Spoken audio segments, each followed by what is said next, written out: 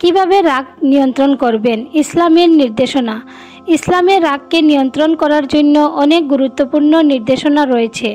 রাগ একটি প্রাকৃতিক অনুভূতি হলেও এটি যদি নিয়ন্ত্রণের বাইরে চলে যায় তাহলে তা মানুষের জন্য ক্ষতিকর হতে পারে। আল্লাহ রসুল শাহ আমাদের রাগ নিয়ন্ত্রণ করার সুন্দর উপায় শিখিয়েছেন। 1 নম্বর, আল্লাহর কাছে আশ্রয় প্রার্থনা করা। রসুল্লাহ শাহ বলেছেন, যখন তুমি রাগান্বিত হও তখন শয়তান থেকে আল্লাহর কাছে আশ্রয় চাও। রাগের সময় আল্লাহর কাছে সাহায্য চাইলে তা কমে যায়। নাম্বার 2, মৌন থাকা। রসুল্লাহ শাহ বলেছেন, যখন কেউ রাগান্বিত হয় তখন সে যেন চুপ থাকে।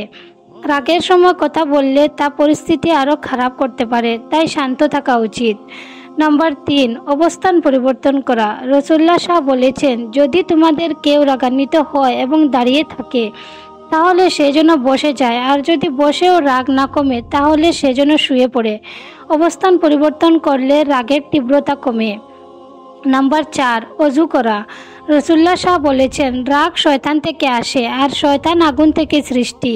তাই যখন কেউ রাগান্বিত হয় তখন সে যেন অজু করে। পানি রাগ কমানোর একটি কার্যকর পদ্ধতি। নাম্বার 5, ধৈর্য ধারণ করা। কোরআনে আল্লাহ তাআলা বলেন, যারা রাগ সংবরণ করে এবং মানুষকে ক্ষমা করে দেয় আল্লাহ তাদের ভালোবাসেন। রাগের সময় ধৈর্য ধারণ করলে আল্লাহর ভালোবাসা অর্জন করা যায়। নাম্বার 6, ক্ষমাশীল হওয়া। রসুল্লাহ শাহ বলেছেন, সবচেয়ে শক্তিশালী সেই ব্যক্তি যে রাগের সময় নিজেকে সংবরণ করতে পারে। ক্ষমা মানুষের মনকে শান্ত রাখে এবং অন্যদের কাছে সম্মানিত করে। উপসংহার: রাগ নিয়ন্ত্রণ করা কঠিন হলেও ইসলামের নির্দেশনা মেনে চললে এটি সহজ হয়ে যায়। রাগ নিয়ন্ত্রণের মাধ্যমে ব্যক্তি শান্তি লাভ করে এবং সমাজে সম্প্রীতি প্রতিষ্ঠিত হয়।